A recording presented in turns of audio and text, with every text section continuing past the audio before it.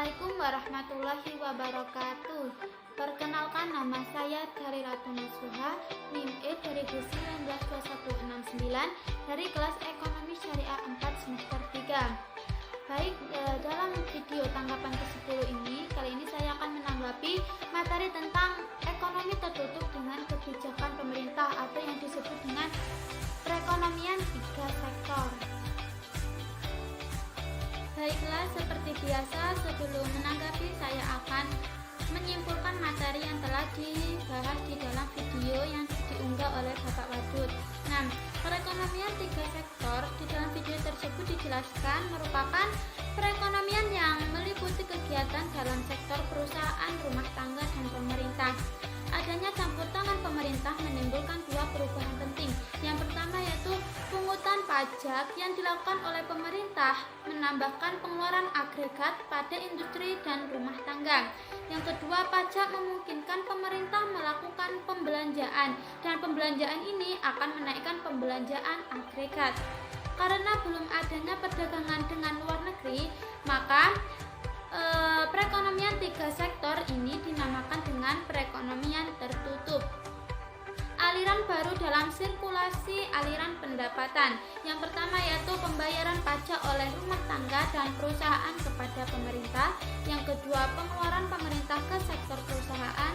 Dan yang ketiga yaitu aliran pendapatan dari sektor pemerintah ke rumah tangga dan industri. Kemudian pendapatan yang diterima oleh rumah tangga akan digunakan untuk 3 hal atau 3 tujuan. Yang pertama yaitu untuk ditabungkan, yang kedua untuk membayar pajak, dan yang ketiga untuk membiayai konsumsi. Syarat keseimbangan. Penawaran agregat sama dengan agregat demand atau AS sama dengan AD. Dalam perekonomian yang tidak melakukan perdagangan luar negeri, maka AS sama dengan Y. Sehingga pada keseimbangan pendapatan nasional berlaku persamaan C plus I plus G sama dengan C plus S plus T, di mana C sama dengan konsumsi, I sama dengan investasi, dan G sama dengan konvermen. Sama dengan C konsumsi, S merupakan tabungan, dan T sama dengan pajak. Apabila C pada tiap ruas dikurangkan, maka berlaku rumus I plus G sama dengan S plus T. I plus G adalah suntikan yang merupakan pendapatan, S plus T sama dengan bocoran atau pengeluaran. Pajak langsung dan pajak tidak langsung. Pajak langsung merupakan jenis pajak pungutan pemerintah yang secara dikumpulkan dari pihak yang berwajib membayar pajak, dan pajak tidak langsung merupakan pajak yang bebannya dapat dipindahkan pada orang lain. Bentuk-bentuk pajak pendapatan. Yang pertama yaitu pajak regresif atau pajak turun ketika pendapatan naik. Yang kedua, pajak proporsional yaitu pajak tetap untuk berapapun tingkat pendapatan. Dan yang ketiga yaitu pajak progresif yaitu pajak naik ketika pendapatan naik.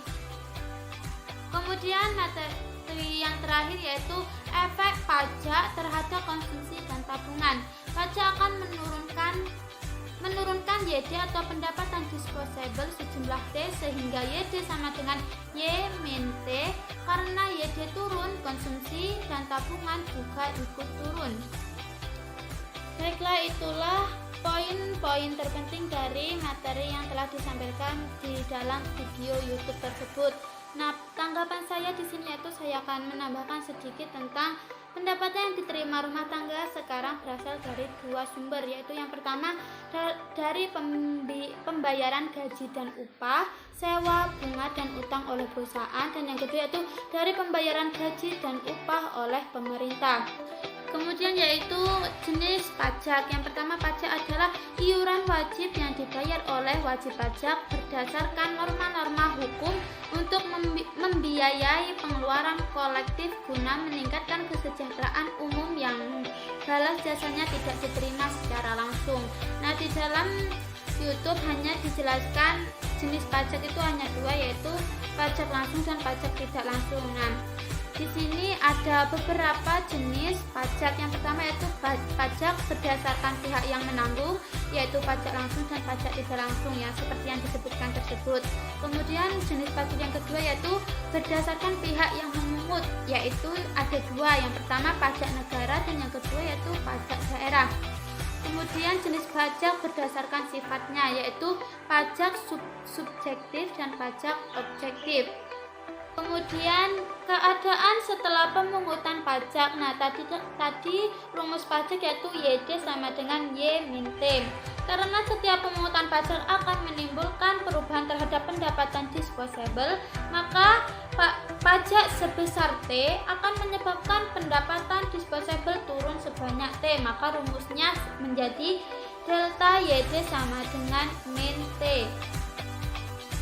Karena pajak merupakan sumber utama dari pembelanjaan pemerintah, sebagian dari pengeluaran pemerintah adalah untuk membiayai administrasi pemerintah dan untuk membiayai kegiatan-kegiatan pembangunan.